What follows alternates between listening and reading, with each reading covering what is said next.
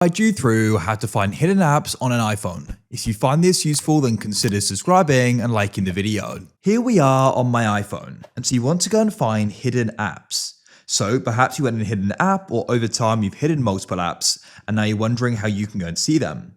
When we go and find them, you can go and open them up and keep them hidden, or perhaps you want to go and unhide them. It's going to be up to you, but we're going to guide you through this step by step. Make sure it's full guys, you don't miss out on anything important.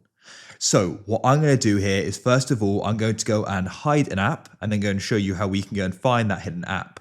So for example, let's say I wanted to go and hide Instagram here, as this is a social media. Maybe I don't want others to go and see I have it. So I can go and tap and hold my finger on it. Then we can go down and we can press require Face ID, and we need to go and press hide and require Face ID. Then I'll do Face ID there, and I'll go and confirm my decision and press hide app at the bottom. So it's now been hidden, and you're wondering, how can we go and find these hidden apps? So to go and do this, what we need to do is go to our app library. To go about that, you keep on swiping across all your app pages, and then you'll go and get your app library like so. Now, when you're on the app library, you need to go down all the way to the bottom.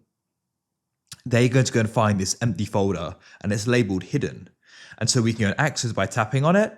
You then need to go and complete Face ID. I'll press try again and complete it, and it'll then go and reveal those hidden apps. As you can see, I've got Instagram, I've got Steam, I can tap on them and open them up. And when you go and open it, you need to go and complete it again. If you wish to go and unhide one of these, tap and hold your finger on it, then you can press don't require Face ID, and it'll then go and be removed. What you can then do is go and find it here in the app library. I'll search for it and tap and hold your finger on it, and you can go and add it back to the home screen. If you found this useful, then leave a like.